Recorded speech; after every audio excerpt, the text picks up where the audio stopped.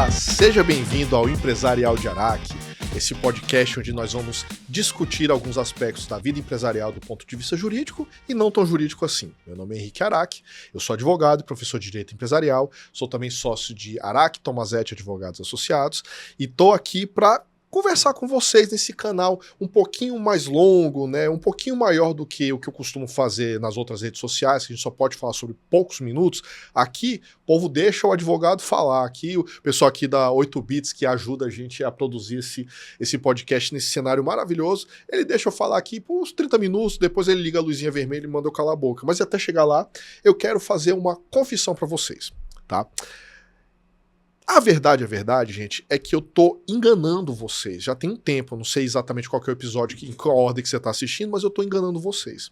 Mas tô enganando de um jeito legal, tá? Tô enganando igual pai e mãe engana filho quando dá uma disfarçada ali, bate uma cenoura junto com molho de tomate pro moleque comer mais cenoura, tá? Dá uma disfarçada ali pra ele comer os legumes ali. O que eu tô querendo dizer? Eu tô ensinando alguns aspectos de direito para você, mas assim, não apenas aquilo que eu tô falando, que eu estou dizendo que eu vou falar. E o exemplo disso é que hoje, mas como eu tô aqui colocando a mão para Jesus aqui para contar para vocês, eu vou ensinar um pouquinho de processo civil, que ninguém gosta de aprender, muito menos quem não é advogado, mas de uma forma mais disfarçada. Porque, na verdade, eu não vou dizer para vocês que eu vou falar sobre processo civil, eu vou dizer para vocês que eu vou falar sobre contrato. Contrato é legal. Todo mundo quer saber um pouco mais de contrato, como é que é contratar uma pessoa, riscos e tudo mais, então é disso que eu tô falando hoje, beleza?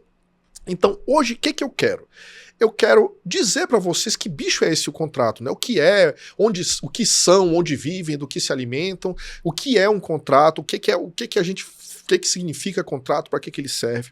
Eu quero também dizer para vocês se vale a pena mesmo ter um contrato? Vale a pena usar esse tal desse contrato, contratar um advogado para fazer contrato? E quando a gente tem uma violação desse contrato, ou seja, quando o cliente deixa de cumprir com aquele combinado, o que a gente faz? O que eu posso fazer?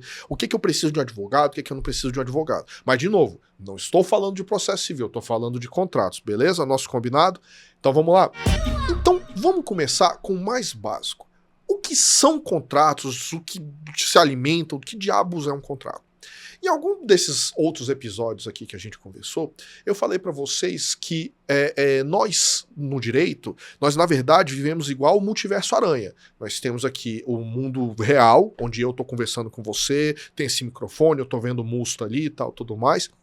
Este é o mundo real.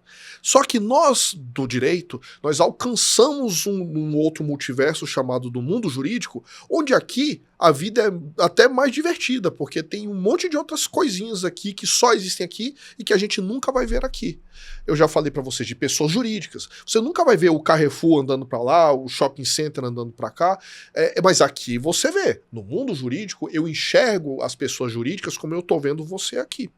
E você também nunca vai ver, por exemplo, no mundo real, e eu desafio você nunca na sua vida vai ver um contrato. Nunca você vai olhar, isso aqui é um contrato, tô vendo um contrato, isso aqui assinei um contrato. Não, você não assinou um contrato, você não viu um contrato, você não pegou no contrato. Pô, o japonês ficou doido. Ficou maluco, o Henrique enlouqueceu, eu tô segurando um contrato aqui na minha mão. Não está. Porque, como eu acabei de falar para vocês, nós temos dois patamares aqui. Nós temos o mundo real e nós temos o mundo jurídico. O contrato é um vínculo jurídico entre duas partes. Depois eu vou dar um conceito um pouquinho mais preciso sobre isso, mas o contrato é um vínculo jurídico, é um combinado, é um feixe de direitos e obrigações entre eu e você. Você está vendo ele aqui? Você está vendo o feixe de obrigações aqui no mundo real? Não está. No mundo jurídico ele existe. Aqui ele precisa se manifestar. E ele vai se manifestar na forma escrita num instrumento de contrato ou na forma verbal quando eu estou falando aqui para você. Mas você nunca vai ver um contrato, você nunca vai pegar um contrato. Por que eu estou falando esse blá blá blá? Para vocês entenderem que um contrato é um vínculo jurídico. Ele é algo que só existe na nossa cabeça porque o direito permite. Ele podia não permitir. Ele poderia criar uma série de contratos, uma série de situações onde eu me sinto obrigado perante você, você se sente obrigado perante mim, mas por direito não vale nada. Eu posso ter uma série de situações onde nós estamos de fato obrigados. Olha que bizarro. O direito entende que a gente está obrigado, mas eu não posso fazer muita coisa a respeito disso. Por quê? Vamos saber. Então, eu posso ter uma série de situações onde no mundo real, na sua cabeça, cara, isso deveria estar valendo. Isso eu me sinto obrigado. Isso aqui deveria ter uma consequência. Só que quando a gente olha para o mundo jurídico, nada disso acontece. E eu quero mostrar para vocês que isso é perfeitamente legal, isso tem uma finalidade de ser, para que vocês comecem a entender para que servem os contratos, que cuidados você deve ter com o contrato, e sim, quando é que compensa ou não compensa você fazer alguma coisa quando eles são descumpridos. Então vamos lá. Dentro de um contexto de contrato, ele está dentro de uma situação um pouco maior, que a gente chama aqui em juridiquês de escala pontiana por conta do ponto de Miranda, mas depois a gente entra dentro desse detalhe. Qual que é a ideia? Lembra que eu falei que eu tenho o mundo real e o mundo jurídico? Então, existem algumas coisas que acontecem aqui. Eu vou atrapalhar o áudio aqui que o Musta está gravando com isso aqui, ó. Você ouviu, eu ouvi, se você estiver assistindo o vídeo dessa gravação, você viu eu batendo palma. Ou seja, esse ato que eu cometi aqui é um ato que existiu no mundo real. Ele não tem nenhuma consequência para o mundo jurídico. Para o mundo jurídico, absolutamente nada aconteceu. Para que o mundo jurídico reconheça aquilo acontecer, é uma situação muito específica um fenômeno que deve acontecer e que seja capaz de reverberar no mundo jurídico. Uma árvore caiu no chão, bum, no meio da floresta, sozinha, irrelevante, o direito nem reconhece o que aconteceu. Uma árvore caiu em cima de um carro, já é um fato relevante. Pode causar um dano, pode ser um dano indenizável, pode ser um dano que está assegurado e que aí a gente vai ter toda uma reverberação aqui. Então a gente chama isso de fatos jurídicos, porque eles existem e geram consequências no mundo jurídico. Dentre os vários fatos jurídicos, nós temos aqueles que são provocados por ações humanas. Por exemplo, a árvore caiu no seu carro, não foi um fato humano, não foi um ato humano.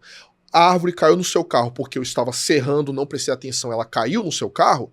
Isso, além de ser um fato jurídico, ele também é considerado um ato jurídico, porque foi uma ação minha, igual bater palma, mas que teve uma consequência jurídica relevante. No caso, eu causei um dano no seu carro. Agora, é uma coisa completamente diferente se é um dano que eu devo indenizar, se eu não devo indenizar, é um outro rolê falar sobre responsabilidade. Dentre os vários atos jurídicos, nós temos aqueles que são voluntariosos e que vão gerar determinadas consequências legítimas, que são os negócios jurídicos. Nós temos os atos ilícitos, obviamente, né? Dei um soco na sua cara, é um ato, foi minha vontade, é um ilícito, tem uma consequência. E nós temos os atos jurídicos, estrito sensu, lícitos, como, por exemplo, os negócios jurídicos. Dentre os negócios jurídicos que são capazes de criar, modificar ou extinguir direitos, nós temos aqueles que são unilaterais, ou seja, eu não preciso da sua vontade para acontecer. Por exemplo, quando eu faço uma promessa de recompensa, ou quando eu assino um cheque, eu não preciso da sua vontade. Eu criei um direito ali, eu criei uma obrigação ali e não precisei da vontade de mais ninguém. E eu tenho os negócios jurídicos bilaterais, que para eles se aperfeiçoarem, para eles passarem a produzirem efeitos, eu preciso da vontade sua. Dentre eles, nós temos os contratos. Os contratos, portanto, dentro daquele conjunto de fatos jurídicos, atos jurídicos, negócios jurídicos bilaterais, nós temos os contratos. Então, os contratos são manifestações de vontades humanas, né, vamos deixar a pessoa jurídica para lá, manifestação de vontade válida, legítima, reconhecida pelo direito, que vai criar, extinguir ou modificar algum outro direito seu. Compra e venda é um contrato. Eu preciso concordar em comprar, você precisa concordar em vender e a gente tem que acertar preço, tal, para que isso gere uma obrigação e vai gerar uma mudança de direitos. Eu vou ter o direito de pegar aquilo que é seu e passar para minha esfera de propriedade, você vai ter o direito de exigir o pagamento e assim por diante. Então, contratos, eles servem para isso. Eles servem para criar, modificar ou extinguir direitos. Contratos são, portanto, fontes de obrigação igual à lei. Eu tenho que obedecer o contrato? Tem, via de regra, tem. Não estou no mundo dos contratos, do direito do consumidor, que você tem o direito de rescindir, nem do direito do trabalho. Estamos falando de direito de empresa, vamos falar de contratos empresariais aqui. Estou me restringindo a eles. Então, nesse mundo, se você contratou, você está obrigado. Ah, mas a lei não diz nada. A lei não precisa dizer. Na verdade, a lei diz sim de uma forma genérica que a gente precisa obedecer os contratos, tá? Então, quando você cria um contrato, é como se você tivesse criado um código civil só entre vocês. E dentro desse código civil, dessa constituição que você está criando entre eu e você, nós vamos estabelecer quais são seus direitos e as suas obrigações. Isto é um contrato. Detalhe, até agora você me viu falar de advogado aqui?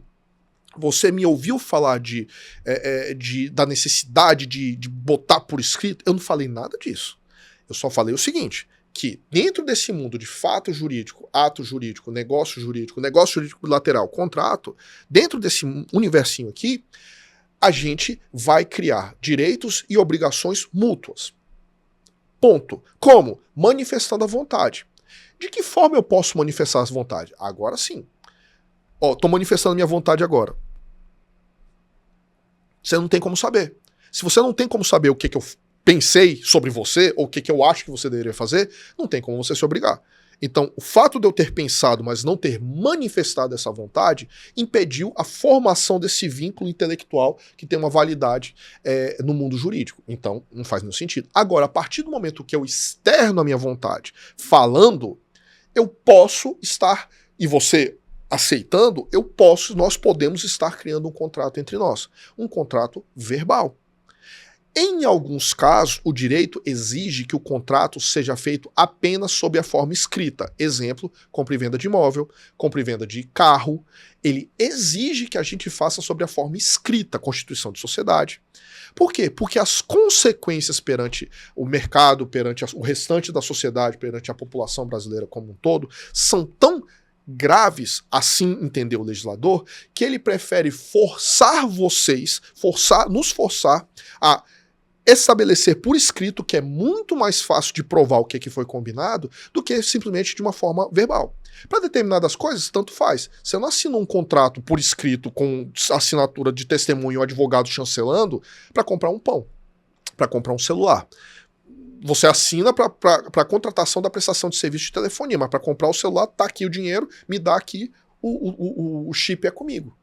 Então, existe uma série de negócios jurídicos que a gente pode estabelecer oralmente, sem precisar colocar por escrito. Existe uma série de negócios que, para eles terem validade, tem que estar por escrito. Ah, mas Henrique, você falou que ia vender o seu carro por 20 mil reais e eu falei que ia comprar. A gente tem um contrato. Não, a gente não tem um contrato. A gente tem uma possibilidade, uma promessa, eu posso ter te gerado expectativa, mas o contrato de compra e venda de veículo não temos. Por quê? Por lei, para eu poder vender, transmitir a propriedade do carro para você, isso tudo acontecer, a gente tem que fazer isso por escrito. Existe uma série de elementos aqui. Eu estou simplificando, tá, gente? É claro que tem uma outra discussão. Eu vou comprar... você falou que ia comprar o meu... Olha só que bizarro. Você vai comprar meu apartamento por R$1 milhão. Beleza? Assinei por escrito, você assinou por escrito, tudo bonitinho, ok. Paguei R$1 milhão, esse agora é meu imóvel. Não. Porque no direito brasileiro, a transmissão da propriedade exige que a gente arquive, escriture esse contrato em escritura pública e isso seja arquivado na matrícula do imóvel. Então, dentro do direito brasileiro, nós temos uma série de etapas, uma série de requisitos de validade de um determinado negócio jurídico. Por exemplo, compra e venda de imóvel, por exemplo, compra e venda de um carro. Não estou falando que isso não pode gerar o direito de indenizar outras obrigações acessórias. Eu só estou mostrando para vocês que tem uma diferença. E no direito empresarial? Existem contratos que podem ser celebrados da forma verbal, tem validade na forma verbal, mas eu recomendo veementemente que você coloque por escrito. Por quê? Porque aí a gente já vai pular para a próxima etapa. É para que serve esse contrato e o quanto que você vai se proteger com esse contrato. Então vamos pensar o seguinte.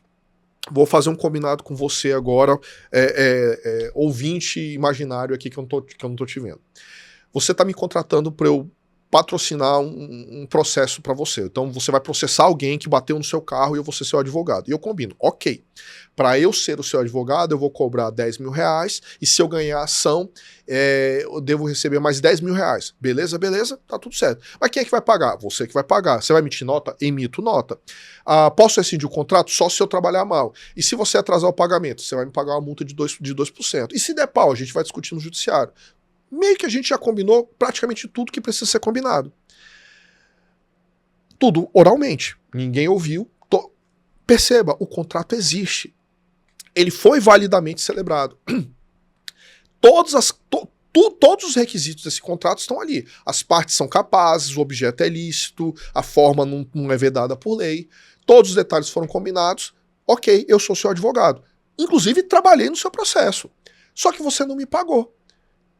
E agora? Olha que estranho, você tem que me pagar. Você é obrigado a me pagar. Você está legalmente obrigado a pagar o combinado, que foram os 10 mil reais, e se eu ganhar o processo, mais 10 mil reais. É isso que você tem que fazer. O problema é que você não fez. E agora? E agora, o que eu posso fazer? O que eu devo fazer para que você receba? Isso às vezes pode parecer meio engraçado, para depender de quem está ouvindo, mas hoje eu tive que responder uma questão assim para um cliente meu. Ele falou, Henrique, mas a gente não conseguiu eliminar? Consegui. Mas a gente não conseguiu tal situação? Consegui. E aí? E agora o que eu posso fazer? Nada. Por quê? Porque se a outra parte deliberadamente desobedecer a ordem judicial, você não pode chegar lá e bagunçar o cabelo do cara, bater, dar um mata-leão, derrubar o cara e forçá-lo, esfregar a cara dele lá no lixo lá para ele fazer o que o juiz determinou que ele fizesse. Porque no Brasil, quem detém, olha bem como é que eu vou falar, quem detém o monopólio, ou seja, só uma pessoa pode usar, o monopólio institucional, ou seja, não é o talante, é seguindo uma série de regras do uso da força, o monopólio institucional do uso da força é o Estado brasileiro. O Estado brasileiro sob as suas várias formas. O Estado brasileiro juiz, o Estado brasileiro polícia. Então, ainda que você tenha obtido, por exemplo, uma liminar para tirar o cara tem que sair da minha casa, ele não tá saindo da casa, você não pode chegar lá e meter os 2 pés no peito do cara e tirar ele da sua casa sozinho, não. Isso é crime. É exercício arbitrário das próprias razões. Você não pode fazer isso. Se ele não saiu por bem, você tem que ir no judiciário e pedir pro judiciário ou aplicar uma multa ou o judiciário mandar a polícia tirar. Mas você mesmo não pode. Então, voltando pro meu exemplo do contrato de honorários. Você não me pagou. Eu tenho esse contrato. Eu posso ir lá e aproveitar que tem dinheiro sobrando ali, pegar e botar no meu bolso? Não posso. Porque isso é um uso arbitrário da força, o exercício arbitrário das minhas próprias razões. Eu tenho direito, eu não tenho dúvida que eu tenho esse direito de receber esses 10 ou 20 mil reais. Mas não é porque o dinheiro está aqui em cima da mesa que eu posso pegar e meter a mão e botar no bolso, não. Não é assim que funciona. E o problema é que eu também não posso necessariamente... Não é que eu não posso, eu posso até judicializar. Eu vou contar pro juiz. Seu juiz, combinei com ele, né? Combinei com ele que ele tinha que me pagar 10 mil reais se eu trabalhasse para ele. Tá aqui a prova, juiz. Eu trabalhei para ele, que eu ganhei a ação, agora ele tem que me pagar. Aí o juiz fala assim, tá, mas ele tem que te pagar quanto? Eu não falei? 10 mil reais mais 10 mil reais. 10 mil reais de prolabore mais 10 mil reais do êxito. Você trabalhou, ele te contratou, tanto é que você tem procuração do cara, mas quanto você tem direito a receber, é um disse que me disse. Que ele pode, na cara... Não pode, mas ele talvez na cara dura fale, não, ele falou que ia fazer isso pra mim por 2 contos. Eu topo pagar 2 mil reais, que foi o que ele combinou comigo. Virou um problema de prova. Então por que é importante, e já respondendo o quanto que esse contrato vai proteger, vai ser o quanto que ele vai ser bem feito.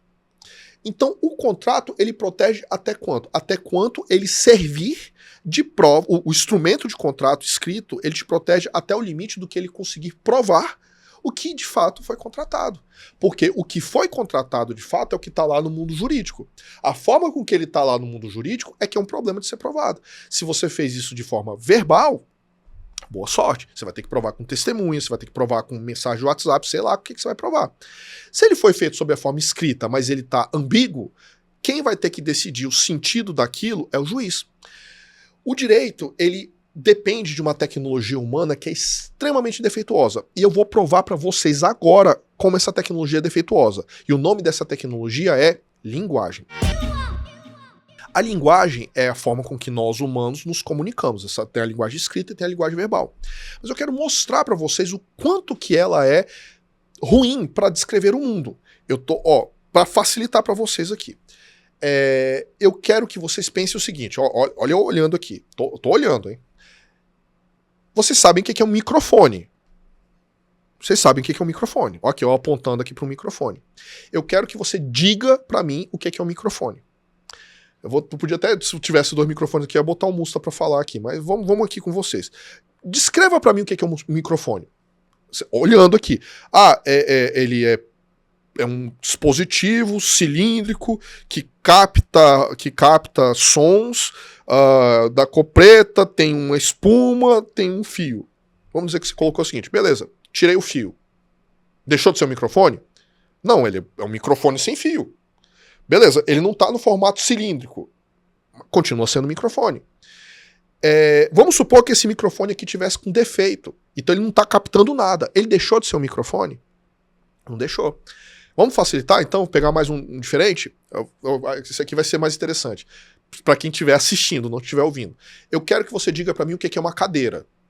Cadeira é um objeto com 4 pernas que você usa para sentar. Se tiver só 3 pernas, deixou de ser cadeira? Se eu pegar esse objeto aqui, que é onde eu estava sentado, e agora pregar ele na parede e dizer que ele, na verdade, agora ele é um objeto de decoração, deixou de ser uma cadeira? Ou seja, a função não é necessariamente o que define o que é um objeto. A gente está entrando aqui num contexto até filosófico, se você parar para pensar.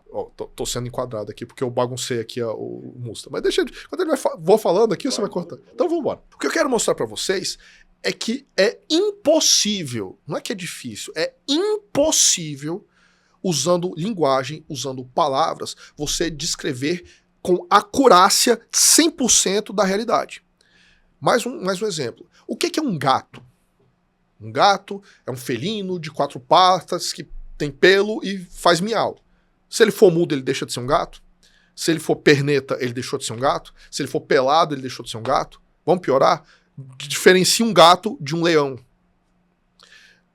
Mas por que eu sei que é um gato? Por que você sabe que é um gato? Por que a gente claramente sabe diferenciar um gato de um leão, ou um gato grande de um leão anão?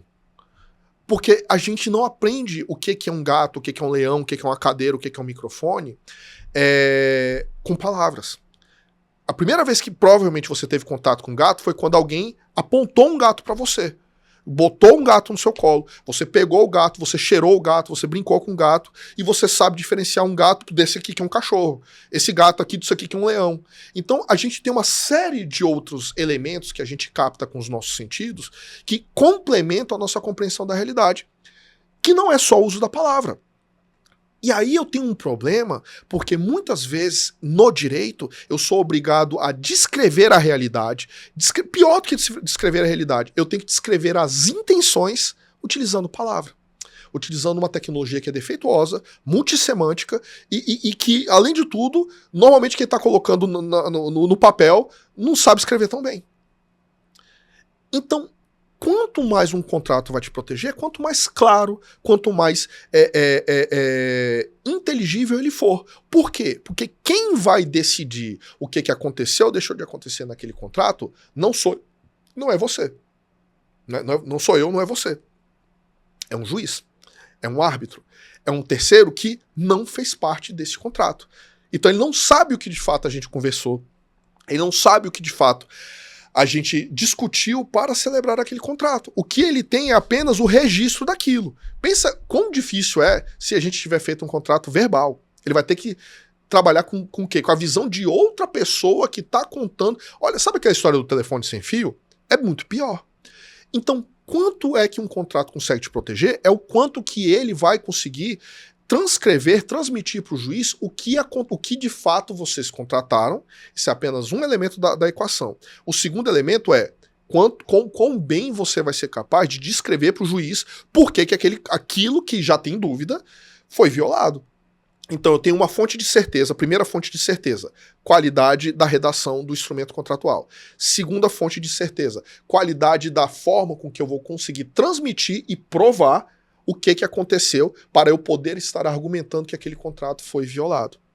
Então, não é tão simples. Nós temos duas grandes fontes de ambiguidade. E tem uma terceira fonte de ambiguidade, que é o quanto que vocês que transmitiram para dentro de um pedaço de papel a sua intenção de contratar, quanto que vocês vão saber transmitir o que aconteceu na questão fática para o mundo jurídico, né, que isso vai ter que ser traduzido da forma escrita, e quanto vocês de fato entenderam o direito aplicável àquela situação. Porque o direito, ou seja, o que está no contrato, a interpretação do que está no contrato, a interpretação do que está na lei, também é fonte de ambiguidade. Por quê? Quem escreveu a lei não foi uma pessoa lá das 12 tábuas do sei lá o que Deus pegou e blum, e decidiu. Foi fruto de negociata, de discussão no Congresso. É um negócio muito, muito, muito mais complexo do que a gente compreende. E o resultado daquilo é o que está na lei. E quem disse que o texto daquela lei é fácil de entender, é fácil de compreender? Muitas vezes um juiz entende de um jeito, muitas vezes, praticamente o tempo todo, um juiz lê e entende de um jeito, o outro juiz vai ler e entender de outro jeito. Aí por isso que a gente tem os tribunais, que é para eles unificarem. Não é nem você, nem você. É o que eu tô dizendo. E é para isso que você tem o superior tribunal, porque você tem outros tribunais interpretando daquele jeito. E em algum momento tem que parar esse regresso aí, essa pirâmide aí. Mas o fato eu estou mostrando para vocês é quão complexo é um contrato. Então, por melhor que seja o contrato, por mais que você tenha investido naquele contrato, sempre vai haver um risco. E é evidente que a gente tem que sopesar também quanto que a gente vai investir nesse contrato. Faz algum sentido você contratar um advogado super especializado que vai cobrar 20 mil reais para elaborar a minuta do contrato para um negócio de 8 mil? Talvez não compense nem para um negócio de 30 mil. Porque 2/3 do orçamento daquele negócio vai embora na contratação do cara que vai botar a regra. Olha quão caro é trabalhar com um negócio complexo. Faz sentido você investir num contrato mais pesado, minucioso, etc, etc, quando o que você está protegendo justifica. Quando o que você estiver protegendo não justificar, você toma algum risco e precifica. Entendeu? Cara, pode ser que o cara não cumpra com o contrato, mas porra, sério, eu vou contratar um Henrique pra isso? Não, cara, baixa ali um chat GPT ali e tal, resolve, tá tudo bem. Às vezes faz sentido. Tem muitos contratos, e aliás, já entrando aqui pro nosso terceiro e último tópico, que você não vai executar. Tem uma série de situações, uma série de ilícitos, contratuais ou não, que eu sei, você sabe, a gente não vai levar pro judiciário. Quer que eu te dê um exemplo? Vou te dar um exemplo. Suponha que você tem uma lanchonete aí de meio de rua. Você tem uma lanchonete aí. E eu chego pra você, como todo mundo faz, tá?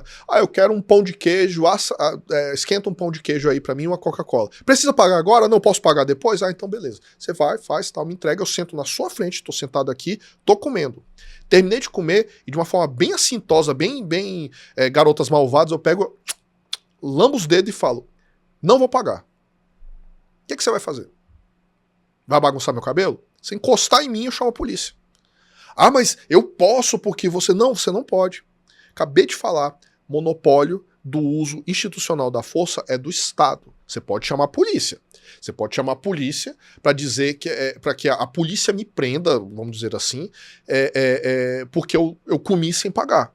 Você pode me processar. Você pode contratar um advogado ou me levar para o juizado de pequenas causas, me processar, para que eu te pague os 5,50 aí, os 10 reais aí que eu devo pelo lanche, mais juros de mora, etc, etc. Você não vai fazer isso. Eu sei que você não vai fazer isso. Você sabe que você não vai fazer isso, mas mesmo assim, você continua vendendo dentro desse modelo. Por quê? 500 razões diferentes. Pode ser porque você acredita na humanidade, pode ser porque a maioria das pessoas, a grande maioria das pessoas não vai fazer isso. Fato é que você não vai judicializar. Nem todo contrato vai ser judicializado. Pode até ser que você tenha, estou pegando esse exemplo da lanchonete de rua, mas você possa ser um prestador de serviço que cobre aí, por cada serviço prestado, 100 reais, 50 reais, 200 reais, 500 reais o seu serviço. Você não vai contratar um advogado para processar o cara que não cumprir com o que não pagar. Você não vai, eu sei que você não vai. Por quê? Porque não faz sentido, cara. Não tem lógica você contratar um advogado tal. É melhor você deixar quieto. Fora outros riscos de imagem, risco de... Não vai acontecer. Tá, Rick, então significa que eu vou ver navios? Não. Significa que num caso como esse você pode até ter um contrato. Pode até que você tenha um contrato escrito para proteção do cliente que está contratando, mas você vai receber à vista. Você vai deixar aqui, ó, tá aqui a maquininha de cartão de crédito. Você vai transmitir o risco do negócio para o cliente. Você vai pegar um cheque, que se a depender você vai lá e deposita o cheque. Ah, ele pode assustar, sim. Eu só estou mostrando que existe uma série de situações onde ter ou não ter um contrato vai ser irrelevante para sua decisão de levá-lo ao judiciário. Você não vai fazer. Então, ou você precifica isso, coloca na conta de que pode ser que você tome um tombo e você vai cobrar um preço mais caro, dependendo da situação. Pode ser que você estruture o seu negócio de maneira que você receba à vista. E aí, você não tem mais esse risco. Você também... Aí quem está com risco é o lado de lá, que vai poder processar, se for o caso, etc, etc. Ou você pode ter uma situação onde o risco reputacional ele é muito grande. Imagina que você tem uma lanchonete dentro de uma universidade fechada, onde todo mundo se conhece.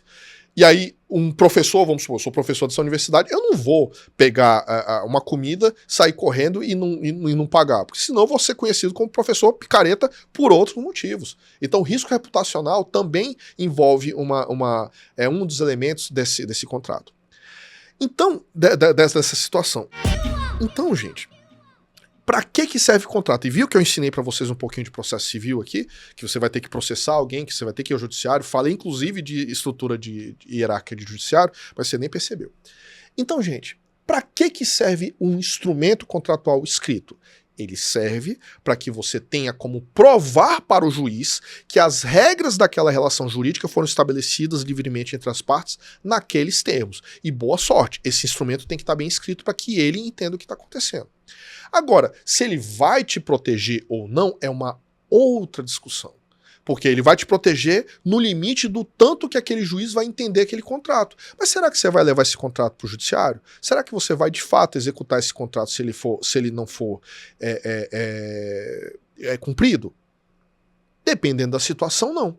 Então, muitas vezes você, na hora de estruturar a tua empresa, tal, você vai e quer fazer tudo direitinho, isso acontece muito. Quero começar tudo direitinho, com contrato, etc, etc. Cara, você vai montar um bar dançante, então é uma boate. Então todo mundo vai entrar e você vai vender os ingressos para aquele seu bar, para aquela sua boate num contrato? É isso que você vai fazer, querido. Você vai vender o ticket, o cara vai entrar, você só vai entregar a bebida quando o cara te pagar e é isso que vai acontecer. Você vai montar toda essa estrutura para o seu consumidor final e vai ter um contrato com ele. Você pode ter contrato com seus fornecedores, você pode ter um contrato com o locador daquele imóvel, mas com os seus clientes você não vai ter contrato. Então, nem sempre é o caso de contrato escrito. Contrato escrito, né? Eu tô falando de contrato escrito. Nem sempre é o caso de contrato escrito, porque simplesmente você não vai fazer. E aí, quando você identificar dentro do seu negócio aqueles elementos, aquelas partes do seu negócio, do seu empreendimento, que você sabe que você não vai levar para o judiciário caso dê problema, esses talvez você tenha que proteger de uma maneira diferente. Uma maneira diferente pode ser não conceder o crédito, não topar receber depois, você topar receber na frente e botar no instrumento contratual questões para proteger o seu cliente. Pode ser uma estratégia negocial sua, ou para você poder pedir a mais além daquilo, uma indenização ou coisa do gênero. E aí vai depender do caso a caso. Então, concluindo, eu enganei vocês, ensinei um pouquinho de processo civil disfarçadamente de explicar o que é um contrato, mas aqui a gente discutiu o que é um contrato, para que ele serve, quando que você deve colocar para o escrito, qual a vantagem de botar para o escrito e principalmente quão protegido você vai estar, né, se você construir um contrato, para saber se vale a pena ou não levar essa questão para o judiciário. Meu nome é Henrique Araki, eu sou, de novo, professor de Direito Empresarial, advogo na área, sou sócio de Araki Tomazetti Advogados Associados, e esse foi mais um episódio do Empresarial de Araki. Se até agora você não assinou o nosso canal, por favor o faça, para você continuar tendo acesso a isso, receber os alertas de quando nós tivermos novos episódios. Estamos aqui no Spotify, no YouTube, na Apple TV, sei lá mais onde que o Musta aqui, o pessoal da 8 Bits vai colocar a gente, e até a próxima. Espero contar com o feedback de vocês para a gente poder continuar produzindo conteúdo que os interesse. Um abraço, tchau, tchau.